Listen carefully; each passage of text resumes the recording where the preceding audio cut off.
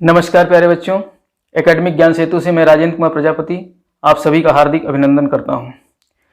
हम लोग 12वीं कक्षा के मानव भूगोल के मूल सिद्धांत पुस्तक के चैप्टर 7 तृतीयक और चतुर्थक क्रियाकलाप के 2 भाग देख चुके हैं।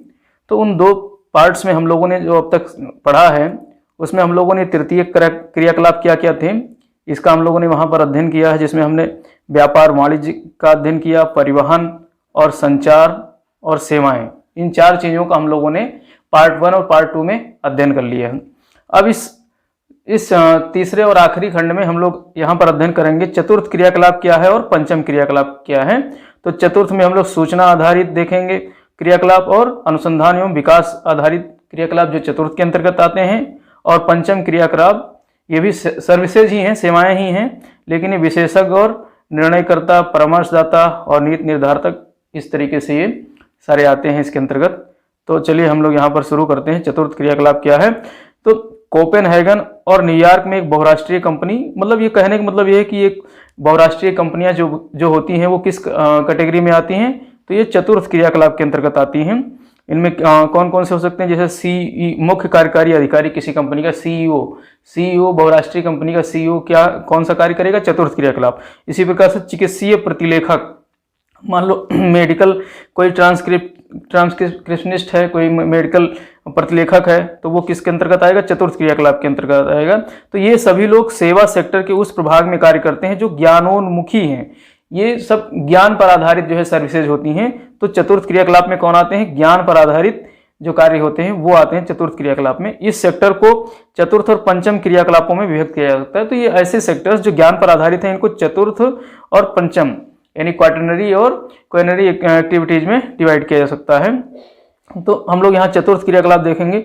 चतुर्थ क्रियाकलाप में से कुछ निम्नलिखित हैं, जैसे सूचना का संग्रहण, जो इंफॉर्मेशन है उसका संग्रहण करने वाला, उत्पादन और प्रकीर्णन अथवा सूचना का उत्पादन करने वाला, संग्रहण करने वाला, ये सब किस में आते हैं? चतुर्थ क्रियाकलाप में आते हैं। चतुर्थ क्रियाकलाप अनुसंधान और विकास पर केंद्रित होते हैं। ये किस पर केंद्रित होते हैं? अनुसंधान और विकास पर। और विशिष्टीकृत ज्ञान, प्रौद्योगिकी कुशलता और प्रशासकीय सामर्थ्य से संबंध सेवाओं के उन्नत नमूने के रूप में देखे जाते हैं। तो इसमें विशिष्टीकृत ज्ञान शामिल होता है चतुर्थ क्रियाकलाप के अंतर्गत। हम यहाँ देख सकते हैं बॉक्स में, आर्थिक वृद्धि के आधार के रूप में तृतीयक सेक्टर के साथ चतुर्थ सेक्टर ने सभी प्राथमिक व द्वितीयक से रोजगारों को प्रतिस्थापित कर दिया है। मतलब हमने पिछले स्लाइड में देखा था, पिछले पार्ट में देखा था कि किस तरीके से जो है चतुर्थ क्रियाकलाप यानी सर्विस सेक्टर ने, तृतीयक सेवाओं ने किस तरीके से प्राथमिक और द्वितीयक सेवाओं को प्रभावित किया है, रोजगार और जो है जीडीपी में भी उसका ज़्यादा योगदान है। तो इसमें भी जो है खास करके चतुर्थ सेक्टर ने, मतलब सेवा में भी चतुर्थ सेक्टर ने, क्वाटरनरी सेक्टर ने बहुत ज़्यादा प्राथमिक और द्वितीयक सेक्टर्स को प्रभावित किया है, उसके रोजगार को प्रतिस्थापित किया है।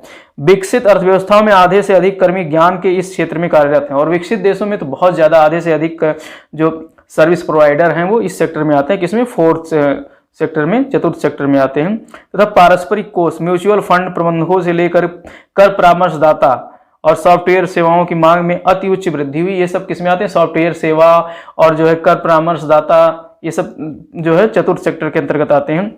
और कार्यालय भवन, प्रारंभिक विद्यालय, विश्वविद्यालय की कक्षाएं और जो है प्राथमिक विद्यालय, ये सब जो है यानी अध्यापन का कार्य किससे संबंधित है? तो फोर्थ सेक्टर से संबंधित है, चतुर्थ सेक्टर से संबंधित है। इसके अलावा अस्पताल, डॉक्टर के कार्यालय, रंगमंच, यानी जितने कलाकार हैं, नाट्य मंच के, रंगमंच के, सब किसमें आते हैं? चतुर्थ सेक्टर में आते हैं। और लेखा कार्य यानी लेखक वगैरह सब, इनकी सेवाएं किसमें आती हैं? फोर्थ सेक्टर में आते हैं।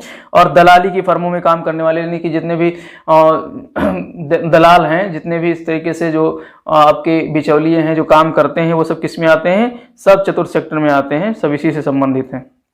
कुछ तृतीय क्रियाओं की भांति चतुर्थ क्रियाकलापों को भी बाह्य स्रोतन के माध्यम से किया जा सकता है। बाह्य स्रोतन के माध्यम से इसे भी किया जा सकता है, जैसे कि बाह्य स्रोतन का, इसको आउटसोर्सिंग कहते हैं। जैसे किसी देश की कंपनी किसी दूसरे देश में जा करके वहाँ के लोगों से काम करवा करके और मतलब अपने देश के कार्य को किसी दूसरे देश में वहाँ के श्रमिकों के माध्यम से करवाना ही क्या कहलाता है? बाह्य स्रोतन या आउटसोर्सिंग कहलाता है। इसको भी और आगे देखेंगे। ये सेवाएं संसाधनों से बंधी हुई, पर्यावरण से प्रभावित तथा अनिवार्य रूप से बाजार द्वारा स्वीकृत नहीं होती हैं, बाजार इनको प्रभावित नहीं करता है। तो चतुर्थ सेक्टर में ये देखा हमने। अब पंचम सेक्टर की बात करें, पंचम क्रियाकलापों की, तो उच्चतम स्तर के निर्णय लेने वाले, यानी यहाँ पर जो है अब निर्णयकर्ता आ जाते हैं। मतलब जिस ऐसे व्यक्ति, ऐसे कार्य जिनसे बहुत बड़े बड़े जो है निर्णयकर्ता, जो जिनसे जो है पूरा संस्थान प्रभावित होता है उनके निर्णयों से, तो ऐसे कार्य किसके अंतर्गत आते हैं? पंचम क्रियाकलापों के अंतर्गत आते हैं, जिसमें नीतियों का निर्माण करना, ठीक है। जैसे भारत में नीति आयोग का कार्य क्या हो जाएगा? पंचम क्रियाकलाप से संबंधित हो जाएगा, ठीक है। पंचम क्रियाकलापों को निभाते हैं। इनमें और ज्ञान आधारित उद्योगों जो सामान्यतः चतुर्थ सेक्टर से जुड़ी होती हैं में सूक्ष्म अंतर होता है। इनमें और चतुर्थ में सूक्ष्म अंतर होता है, क्योंकि ये ज्यादा क्वालिफाइड जो है विशेषीकृत ज्ञान इसके अंतर्गत आते हैं। पंचम क्रियाकलाप वे सेवाएं हैं जो नवीन एवं वर्तमान विचारों की रचना, उनके पुनर्गठन और व्याख्या, यानी नवीन और वर्तमान विचारों की रचना करना, उनका पुनर्गठन और उनकी व्याख्या करना, आंकड़ों की व्याख्या, प्रयोग तथा नई प्रौद्योगिकी के मूल्यांकन पर केंद्रित होती है। यानी जितनी भी न्यू टेक्नोलॉजी आ रही हैं, ये सब किस पर आधारित है? पंचम क्रियाकलापों पर। प्राय स्वर्ण कॉलर, जो स्वर्ण कॉलर होते हैं, ये कहे जाने वाले व्यवसाय तृतीयक सेक्टर का एक और उपविभाग है। तृतीयक सेक्टर का एक और उपविभाग है स्वर्ण कॉलर जो होते हैं, जो वरिष्ठ व्यवसायिक कार्यकारियों, सरकारी अधिकारियों, अनुसंधान वैज्ञानिक, वित्त एवं विधि परामर्शदाता इत्यादि की विशेष और उच्च वेतन वाली कुशलताओं का प्रतिनिधित्व करते हैं। इसमें जितने भी सीईओ टाइप के होते हैं, जैसे सीईओ जो होते हैं कंपनी के, ये सब किसके अंतर्गत आते हैं? ये सब पंचम क्रियाओं के अंतर्गत आते हैं। इसी प्रकार से वैज्ञानिक हैं, अनुसंधानकर्ता हैं, ये सब इसी के अंतर्गत आते हैं। उन्नत अर्थव्यवस्थाओं की संरचना में उनका महत्व उनकी संख्या से कहीं अधिक होता है। संख्या से ज्यादा इनका महत्व है उनकी जो है क्वालिटी। बाह्य स्रोतन के परिणाम स्वरूप भारत जो है चीन, पूर्वी यूरोप, इजराइल, फिलीपींस, कोस्टारिका में बड़ी संख्या में कॉल सेंटर खुले हैं। भाई कॉल सेंटर खोल करके, बाह्य स्रोतन का मतलब होता है कि दूसरे देश में जाकर के अपने कॉल सेंटर खोल करके वहां के लोगों को रोजगार दे करके उनसे सस्ते दामों में कार्य करवाना। यानी ये ज्यादातर बाह्य स्रोतन कहाँ होता है? जो सस्ते श्रमिक वाले देश हैं, जैसे कि भारत हो गया, पाकिस्तान हो गया, ब्राजील हो गया, इन देशों में श्रमिक सस्ते मिल जाते हैं, तो विकसित देशों के लोग अपना आउटसोर्सिंग के माध्यम से यहाँ पर जाकर के कॉल सेंटर खोल करके उनसे कार्य करवाते हैं। देखें वही चीज है, बाह्य स्रोतन उन देशों से आ रहा है जहां सस्ता और कुशल श्रम उपलब्ध है। ये उत्प्रवास वाले देश हैं, उत्प्रवास वाले देश हैं, यानी इमिग्रेशन वाले देश हैं, जहां से उत्प्रवास होता है, लोग काम की खोज में बाहर चले जाते हैं। तो आउटसोर्सिंग के कारण अब ये भी प्रभावित हुआ है, उत्प्रवास भी प्रभावित हुआ है, लोगों को घर में ही काम मिल जा रहा है, तो उत्प्रवास प्रभावित हुआ है। बाह्य स्रोतन के द्वारा काम उपलब्ध होने पर इन देशों से प्रवास कम हो सकता है, ठीक। बाह्य स्रोतन वाले देश अपने यहाँ काम तलाश कर रहे युवकों का प्रतिरोध झेल रहे हैं। बाह्य स्रोतन के बने रहने का मुख्य कारण तुलनात्मक लाभ है। पंचक सेवाओं की नवीन प्रवृत्तियों में ज्ञान प्रक्रमण बाह्य स्रोतन, KPO, यानी के मतलब नॉलेज, पी मतलब प्रोसेस और ओ मतलब आउटसोर्सिंग। तो नॉलेज प्रोसेस आउटसोर्सिंग यानी ज्ञान प्रक्रमण बाह्य स्रोतन, और होम सोरिंग यानी अपने ही देश में जो है कार्य करना है, जो बाह्य स्रोतन का विकल्प है। ये बाह्य स्रोतन का विकल्प है। ज्ञान प्रक्रमण बाह्य स्रोतन उद्योग व्यवसाय प्रक्रमण बाह्य स्रोतन BPO से भिन्न है, यानी जो है KPO BPO से भिन्न है, क्योंकि इसमें उच्च कुशल कर्मी सम्मिलित होते हैं। किसमें? जो है व्यवसाय प्रक्रमण में जो है व्यवसाय प्रक्रमण बाह्य स्रोतन जो होता है, इसमें उच्च कुशल कर्मी सम्मिलित होते हैं। ये सूचना प्रेरित ज्ञान की बाह्य स्रोतन है, इसमें सूचना का बहुत महत्वपूर्ण योगदान है, इंफॉर्मेशन का। ज्ञान प्रकरण बाह्य स्रोतन कंपनियों को अतिरिक्त व्यावसायिक अवसरों को उत्पन्न करने में सक्षम बनाता है। ज्ञान प्रकरण बाह्य स्रोतन के उदाहरणों में अनुसंधान और विकास क्रियाएं आती हैं। अब ज्ञान प्रकरण बाह्य स्रोतन में क्या आता है? अनुसंधान आता है और विकास आता है, ई लर्निंग आता है, व्यवसाय अनुसंधान, बौद्धिक संपदा अनुसंधान, कानूनी व्यवसाय और बैंकिंग सेक्टर, ये सब किस में आते हैं? तो ये सब आते हैं ज्ञान प्रकरण बाह्य स्रोतन में, जो कि मतलब नॉलेज आधारित जो हमने बताया KPO है, ज्ञान प्रक्रमण नॉलेज आधारित जो है बाह्य स्रोतन आउटसोर्सिंग, ये इसके अंतर्गत आता है, ई लर्निंग वगैरह। बाह्य स्रोतन जो हमने बताया है वही चीज यहाँ दिया हुआ है। बाह्य स्रोतन अथवा ठेका देना दक्षता को सुधारने और लागतों को घटाने के लिए किसी बाहरी अभिकरण को काम सौंपना है। किसी बाहरी उपकरण को काम सौंप करके, यानी अपने देश से दूसरे देश में जा करके वहां पर ठेके पर काम करवाना क्या कहलाता है? आउटसोर्सिंग या बाह्य स्रोतन कहलाता है। ये इसलिए किया जाता है क्योंकि वहां सस्ते श्रमिक उपलब्ध होते हैं और लागत, इसीलिए कार्य की लागत कम आती है। जब बाह्य स्रोतन में कार्य समुद्र पार के स्थानों पर स्थानांतरित कर दिया जाता है तो इसको अवतरण यानी ऑफशोरिंग कहा जाता है। हमने उधर देखा था होम शोरिंग यानी देश में ही काम करवाना, और ऑफ शोरिंग यानी देश समुद्र पार दूसरे देश में जाकर के जब आउटसोर्सिंग होता है तो उसे क्या कहते हैं, अवतरण या ऑफ शोरिंग कहते हैं, अवतरण। यदि दोनों अवतरण और बाह्य स्रोतन का प्रयोग इकट्ठा किया जाता है, जिन व्यापारिक क्रियाकलापों को बाह्य स्रोतन किया जाता है उनमें सूचना प्रौद्योगिकी यानी जिन कौन कौन से क्रियाकलाप बाह्य स्रोतन किए जाते हैं, यानी इंफॉर्मेशन टेक्नोलॉजी है, मानव संसाधन है, ग्राहक सहायता और कॉल सेंटर सेवाएं हैं, और कई बार विनिर्माण तथा अभियांत्रिकी भी सम्मिलित किए जाते हैं।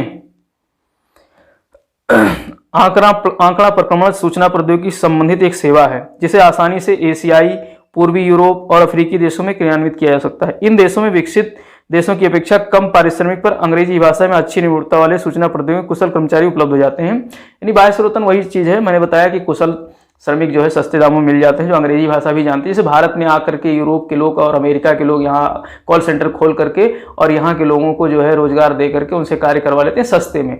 जो यहाँ पर एक प्रोजेक्ट पर जो उनका 1 लाख का खर्चा आएगा वही अगर अपने देश में करवाते हैं और उसी गुणवत्ता तक के काम को, तो उसमें कई लाख खर्च आते हैं, तो इसलिए जो है आउटसोर्सिंग होता है। अतः हैदराबाद तथा अथवा मनीला में स्थापित एक कंपनी भौगोलिक सूचना तंत्र की तकनीक पर आधारित परियोजनाओं पर संयुक्त राज्य अमेरिका अथवा जापान जैसे देशों के लिए काम करती है। अब चूंकि जमाना ऐसा आ गया है जो है जीपीएस का ग्लोबल पोजिशनिंग सिस्टम भौगोलिक सूचना तंत्र का आ गया है, तो एक देश दूसरे देश में बैठे बैठे ऑनलाइन सारा व्यवसाय हो जाता है, काम हो जाता है। श्रम संबंधी कार्यों को समुद्र पार क्रियान्वित करने से, चाहे वो भारत, चीन अथवा यहाँ तक कि अफ्रीका का कम सघन जनसंख्या वाला देश बोत्सवाना हो, ऊपरी लागत बहुत कम होती है जिससे ये सेवा लाभदायक हो जाती है। यानी यहाँ पर लागत कम आती है, चाहे बोत्सवाना में जहाँ पे जनसंख्या कम है, अफ्रीका महाद्वीप का एक देश है बोत्सवाना जिसकी जनसंख्या सबसे कम है अफ्रीका महाद्वीप में, तो इस तरीके से चाहे जहाँ कराना हो आउटसोर्सिंग का काम, ये सब आसानी से क्रियान्वित हो जाते हैं।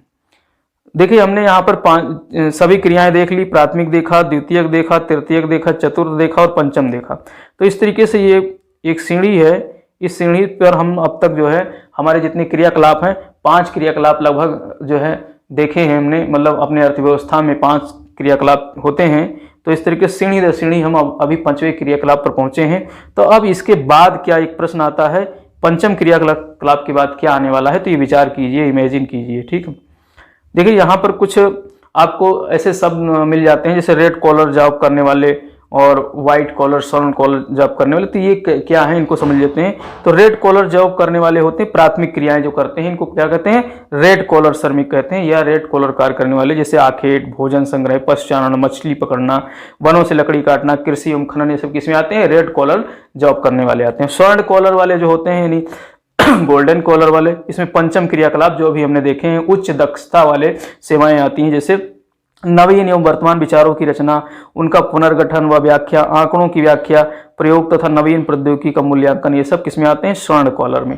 और व्हाइट कॉलर यानी सफेद कॉलर में उच्च प्रौद्योगिकी उद्योग, अति कुशल व्यवसायिक श्रमिक आते हैं, इसमें अति कुशल व्यवसायिक श्रमिक आते हैं जो व्हाइट कॉलर जॉब वाले होते हैं। और धूसर श्वेत कॉलर से कम दक्षता वाले व्यवसायिक पुरुष इसमें आते हैं, जैसे नाई, घरेलू कर्मचारी, सचिव, प्रशासनिक सहायक, प्राथमिक स्कूल अध्यापक।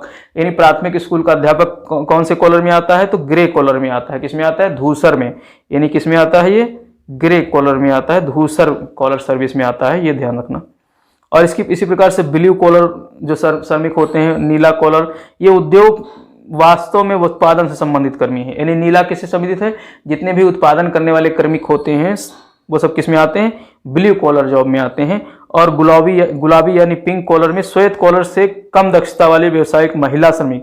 देखिए वहां पर पुरुष थे, यहाँ पर महिला है। इधर हमने देखा था जो धूसर थे, इसमें कौन थे, पुरुष श्रमिक थे जो कम दक्षता वाले व्यवसायिक पुरुष श्रमिक हैं। और गुलाबी में ये महिला श्रमिक आती हैं, जिसमें आया है, हेयर ड्रेसर है, बेबी सीटर है, घरेलू नौकरानी, सचिव तथा प्रशासनिक सहायक, यानी बेबी सीटर यानी बच्चों की देखरेख करने वाली आया, ये सब किस में आती हैं, गुलाबी श्रमिक में आती हैं, पिंक कॉलर श्रमिक में आती हैं। अब देखिए एक शब्द है अंकीय विभाजन। सूचना और संचार प्रौद्योगिकी पर आधारित विकास से मिलने वाले अवसरों का वितरण पूरे ग्लोब पर असमान रूप से वितरित है।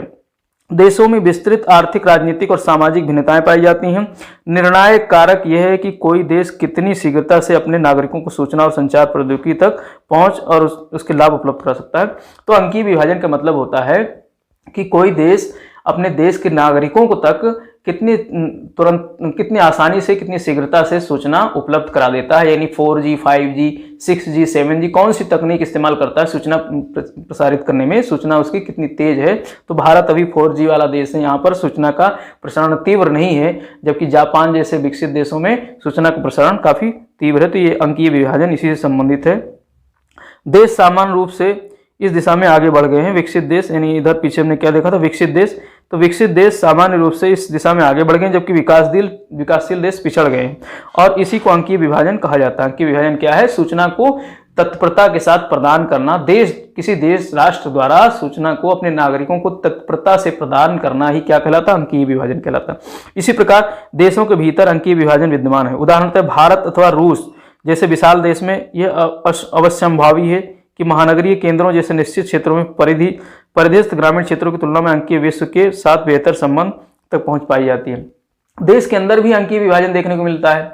मतलब गांव और शहरों में, गांव में की अपेक्षा शहरों में जो है अंकीय विभाजन में सूचना का आदान प्रदान तीव्रता से होता है, और ग्रामीण क्षेत्रों में अभी इतनी तीव्रता से नहीं होता है। तो इस तरीके से हमारा ये जो है तीनों पार्ट में हमने तृतीय और चतुर्थ क्रियाकलापों का ये चैप्टर हमने जो 7वां अध्याय था पूर्ण कर लिया है। यहाँ पर कुछ अभ्यास हम लोग देखते हैं, जैसे टिक वाले प्रश्न हैं। निम्नलिखित में से कौन सा एक तृतीय क्रियाकलाप है? तृतीय क्रियाकलाप कौन सा है?